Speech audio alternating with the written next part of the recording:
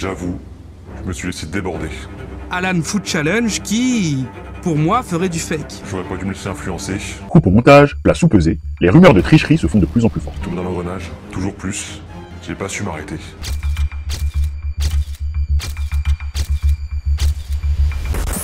Le 6 juillet 2023, le youtubeur Théo Malini sort cette vidéo, Alan Food Challenge, tout est fake. Une vidéo qui provoquera la chute d'une des plus grosses chaînes YouTube françaises sur la thématique de la food. Dans cette vidéo, on va retracer ensemble l'histoire d'Alan Food Challenge, la suite de décisions catastrophiques qui l'ont emmené en enfer et ce qui a été pour moi l'un des bad buzz les moins bien gérés de YouTube et comment est-ce qu'il aurait pu éviter tout ça. Notre histoire elle commence en 2016, il y a précisément 8 ans, où il sort sa première vidéo, Défi Giga Tacos réussi by Alan92. C'est un concept qui est forcément inspiré des États-Unis où il faut juste manger le plus possible, et le truc c'est que ce concept-là, il prend plutôt bien pour Alan. Petit à petit, ces vidéos elles deviennent de plus en plus impressionnantes, avec des quantités de nourriture ingurgitées juste dingues. Et forcément, plus de sensationnel, ça attire toujours plus de monde sur sa chaîne YouTube, avec des vidéos qui cumulent plusieurs millions de vues. Mais il y a un hic, parce qu'au bout d'un moment, certains commencent à se poser des questions. Déjà parce qu'ils se demandent comment c'est possible de manger toujours plus dans ses vidéos. Le deuxième point de doute, c'est qu'il tourne jamais ses vidéos en public et quand il fait des feats avec d'autres youtubeurs, il mange beaucoup moins. Je vais être honnête, Michou, je sais ce qu'il va dire. Pour moi, toutes tes vidéos, il y en a que j'y crois pas. Le truc de 4 giga tacos, pour moi, c'était du fake. Parce que c'est trop dur à y croire. Il a fini 4 tacos à lui tout seul, hein. On peut l'applaudir.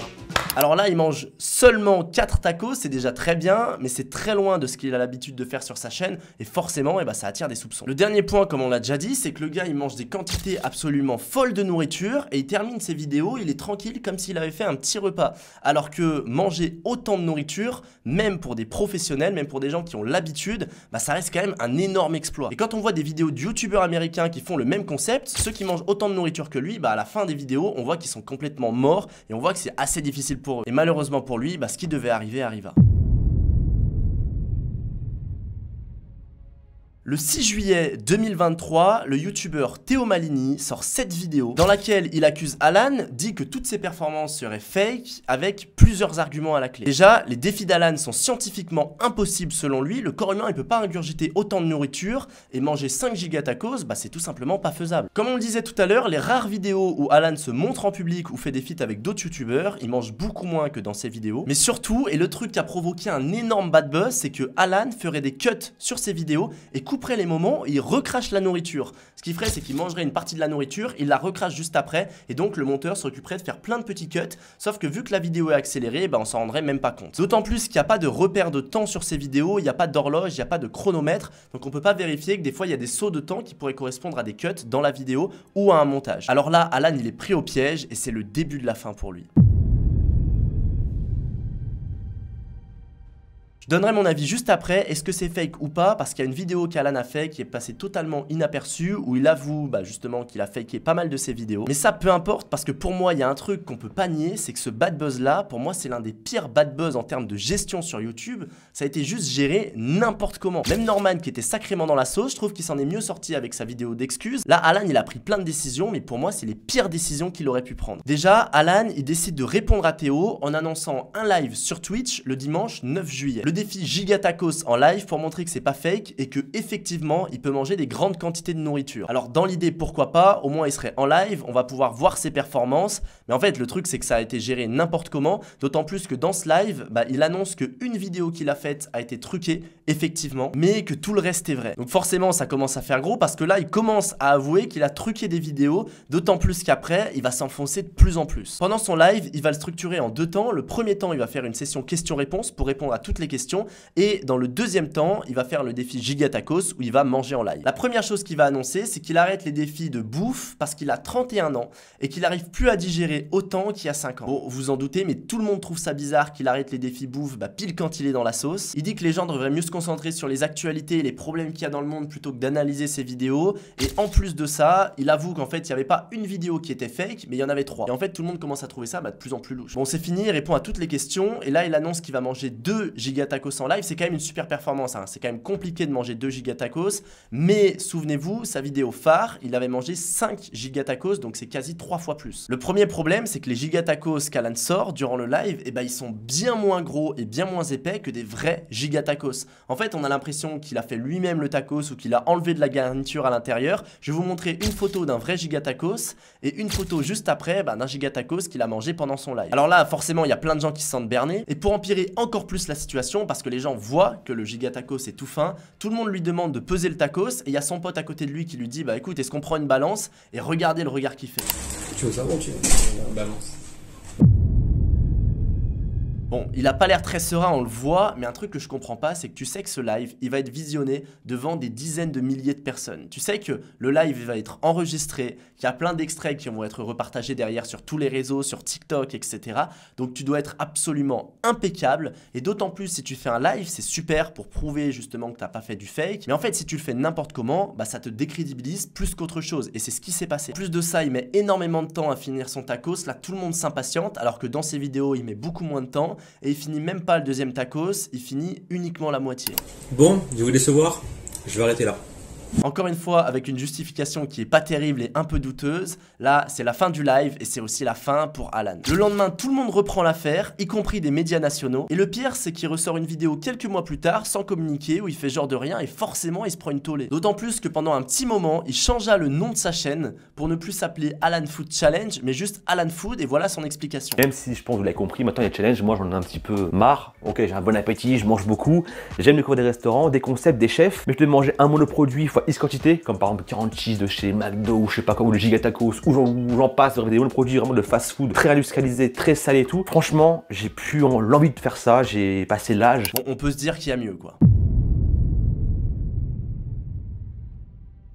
Alors maintenant, pour ceux qui se posent la question, il continue de faire quelques vidéos sur YouTube, mais là où il est le plus présent, c'est sur TikTok et sur Instagram, où il publie quasi quotidiennement. Et forcément, dans les commentaires de ses vidéos, et bah, les gens sont pas très sympas avec lui. Alors, mon avis personnel, et comment ça aurait pu être beaucoup mieux géré au niveau de cette crise. Déjà, je pense que ce genre de vidéos, elles apportent pas grand chose, et ça encourage un modèle où on mange toujours plus, là où l'obésité, bah, c'est un problème qui est quand même super grave dans beaucoup de pays développés. Et en fait, lui, ce qu'il fait, c'est qu'il mange énormément, et il y a plein de gens qui le regardent manger énormément. Et je sais que c'est un concept qui fonctionne, hein, que ce soit aux États-Unis, en Corée, etc.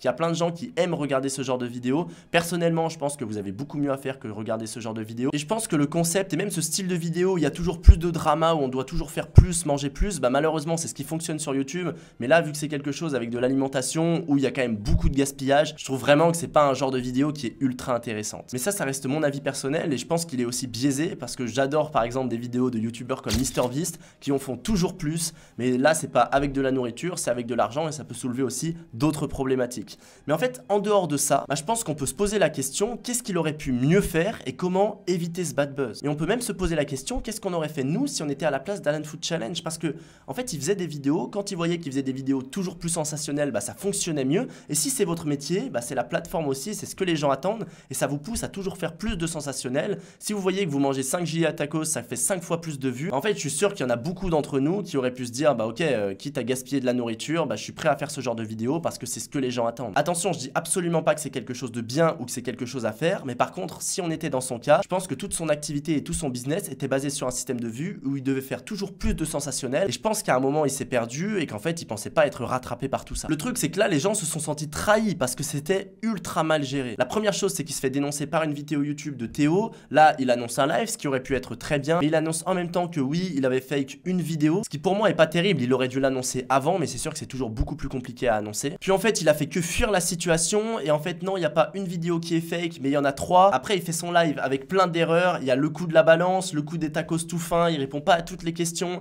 il mange pas le tacos, il dit ouais c'est fini, j'en ai marre de faire ce live, je vais arrêter de manger et de faire des challenge food. Pile quand il est dans son bad buzz, en fait il y a une suite d'événements où la plupart des gens ont eu l'impression en fait qu'ils se foutaient d'eux quoi. Puis après il revient, il fait de nouvelles vidéos où il s'enterre encore plus, il fait aucune excuse, il explique pas du tout pourquoi il a fait ça, il n'est pas vraiment sincère avec sa communauté. Il explique qu'il arrête le défi parce que il a des problèmes de digestion ou parce qu'il en a marre, maintenant il veut manger de la bonne nourriture. Mais en fait dans la tête des gens ça connote juste j'assume rien du tout, je fuis la situation et j'espère que ça va passer. Et personnellement je pense qu'il a juste paniqué, qu'il n'a pas été accompagné, qu'il a pris plein de décisions qui juste l'ont enterré. Pour moi la meilleure chose qu'il aurait pu faire c'est simplement d'être honnête avec sa communauté. Pas faire de live, laisser un peu plus de temps pour laisser les choses redescendre un petit peu, même pour lui ne pas être émotionnellement engagé et prendre plein de décisions à droite à gauche sans réfléchir ses décisions et simplement faire un live où il avoue que oui il a truqué des vidéos mais parce qu'il est dans un modèle où YouTube le pousse à faire toujours plus de sensationnel pour justement faire plus de vues, où certes ça n'excuse rien et ça n'excuse pas toute la nourriture qu'il a gâchée, ça n'excuse pas la confiance qu'il a trahi de ses abonnés, mais en fait simplement remettre du contexte, expliquer pourquoi il l'a fait, expliquer que c'est pas facile tous les jours, expliquer qu'il s'est perdu et qu'il regrette et qu'en fait il prend conscience que le faire maintenant, une fois qu'il est démasqué, c'est trop tard parce que la confiance elle est déjà trahie et qu'il aurait dû le faire avant, mais que justement on fait tous des erreurs et qu'il a envie de se rattraper en expliquant les raisons, en expliquant que forcément ça n'excuse rien. Mais je pense que là déjà ça serait beaucoup mieux passé et il aurait eu le mérite d'être honnête avec sa communauté et en expliquant que toutes les personnes qui lui font plus confiance, qui ont plus envie de suivre son contenu, qu'elles peuvent se désabonner très simplement, que lui il va continuer de faire des vidéos peut-être dans une autre thématique et qui va faire en sorte de sensibiliser sur ce sujet, sur le sujet du gaspillage et de la nourriture, parce qu'il y a des personnes qui n'ont pas à manger quand lui il gaspille de la nourriture. Et en fait faire simplement une vidéo d'excuses sincère, mais en fait est-ce qu'il voulait vraiment faire cette vidéo? On peut se poser la question parce que moi c'est quelque chose qui me paraît logique, mais lui peut-être qu'il en avait rien à faire, peut-être qu'il faisait juste ces vidéos pour faire de l'argent et que le gaspillage alimentaire, tout ce genre de choses, c'est pas quelque chose qui le touche personnellement. Honnêtement j'en sais rien et je suis pas dans sa tête, mais pour moi ça aurait été la meilleure chose à faire. Alors un truc qui est passé totalement inaperçu, mais c'est qu'il s'est quand même excusé et qui s'est quand même expliqué dans une vidéo avec Julien Seri. Forcément je vous mettrai le lien dans la description, mais pour moi même là ça a été ultra mal géré. En fait il s'explique sur une chaîne YouTube d'une autre personne, on sait même pas trop qui c'est, quel lien elle a avec lui, ça il aurait dû le faire directement sur sa chaîne YouTube. J'espère que cette vidéo elle vous a plu, dites-moi dans le chat qu'est-ce que vous en pensez vous de l'histoire d'Alan Food Challenge. Selon vous qu'est-ce qu'il aurait dû faire après son bad buzz? Oui je suis d'accord, il aurait pas dû tricher, il aurait pas dû gaspiller de la nourriture, mais une fois que le mal était fait, selon vous qu'est-ce qui aurait pu excuser un petit peu la faute, ou est-ce que la faute est tout simplement inexcusable? Merci à toutes les personnes qui m'ont aidé à faire cette vidéo, je vous mettrai toutes les sources, toutes les vidéos dont j'ai parlé directement dans la description. Merci à Salem456 qui a récapitulé toute l'affaire sur un forum, je vous mettrai aussi le lien dans la description si vous voulez voir tout ça. On a parlé du bad buzz qui selon moi était l'un des moins bien gérés de YouTube. D'ici quelques jours on va sortir une vidéo sur l'un des bad buzz qui selon moi a été le mieux géré de toute l'histoire des réseaux sociaux, celui d'Oussama Hamar. Donc n'hésitez pas à vous abonner si vous ne voulez pas louper cette vidéo et nous on se dit à très vite pour de prochaines vidéos. Ciao!